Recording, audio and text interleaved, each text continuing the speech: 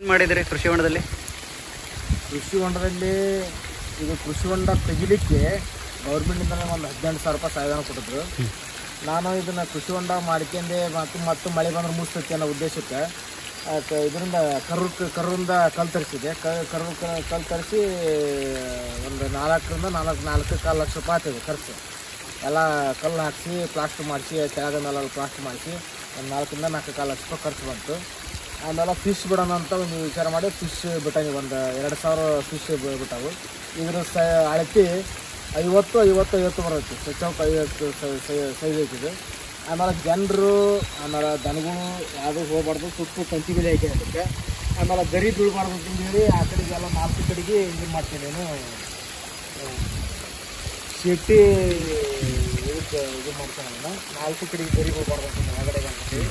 ಆಮೇಲೆ ಸ್ಟೋವ್ಗೋಸ್ಕರ ಒಳಗಡೆ ಸುತ್ತು ಕಾರಂಜಿ, ಮ್ಯಾಲ ಕಾರಂಜಿ ನಡುಗಡೆ ಪಿಲ್ಲರು, ಆಮೇಲೆ ಸುತ್ತು ಲೈಟ್ ಅದಾವೆ. 4 ಲೈಟ್ ಹಾಕ್ತೇನೆ, ಕಲರ್ ಲೈಟು.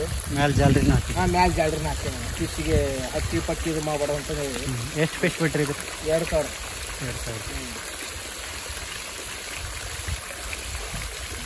ಈಗ ನಾವು ಎಲ್ಲರ ಜೊತೆಗೆ ನಾವು ಜೇನು ಸಾಕಣೆ ಮಾಡಿದ್ವಿ. ಒಂದು 30 ಬಾಕ್ಸ್ ಇಟ್ಟಿದ್ದೇವೆ.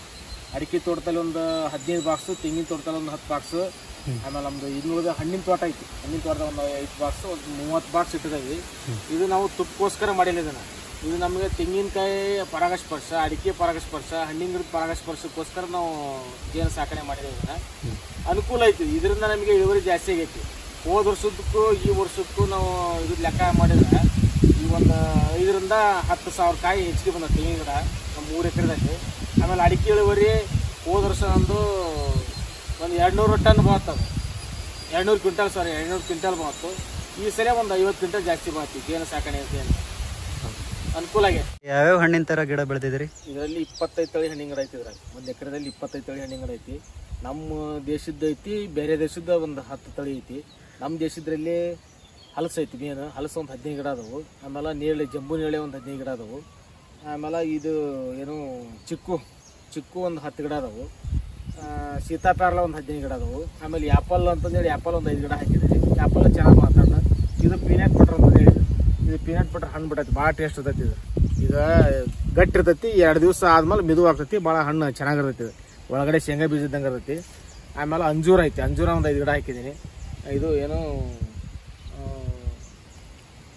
ಇದು ಶ್ರೀಗಂಧ ಇದರಲ್ಲಿ ಮಿಕ್ಸ್ ಇರಲಿ ಅಂತಂದ್ರೆ ಒಂದು 40 ಗಿಡ ಶ್ರೀಗಂಧ ಹಾಕಿದ್ದೀನಿ. ಸುತ್ತಲೂ ಮಹಾಗನಿ ಹಾಕಿದ್ದೀವಿ. ಮಹಾಗನಿ ಬುಡದಲ್ಲಿ ವೆನಿಲಾ ಬಳ್ಳಿ ಹಾಕಿದ್ದೀವಿ. ಆಮೇಲೆ ಒಳಗಡೆ ಹೈಬ್ರಿಡ್ ತೆಂಗು ಒಂದು 10 ಗಿಡ ಕುಂದಿಸೀನಿ. ಆಮೇಲೆ ಇನ್ನು 10 ಗಿಡ ಜವಾರಿ ತಳಿ ಕುಂದಿಸೀನಿ. 10 ಗಿಡ.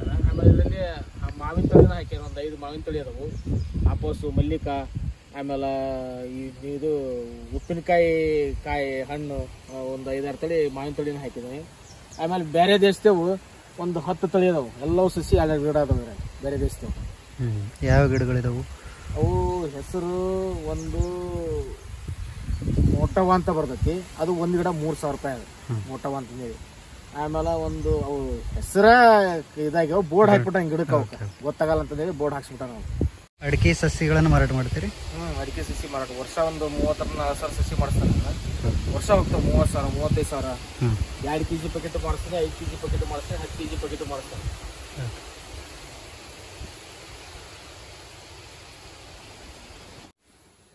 ಸೊ ಎಣ್ಣೆಗಣ ಮಾಡ್ಕೊಂಡಿದ್ರಿ? ಎಣ್ಣೆಗಣ ಮಾಡ್ಕೊಂಡಿದ್ವಿ. ಇದು ಸರ್ಕಾರ ಸಹಾಯದಿಂದ ಬಂದದ್ದು. 3 ಲಕ್ಷ ಸರ್ಕಾರ ಸಹಾಯದಿಂದ ಕೊಡ್ತು. ಸೆಕೆಂಡ್ರಿ ಅಗ್ರಿಕಲ್ಚರಲ್ಲಿ ತಗೊಂಡಿದ್ದು.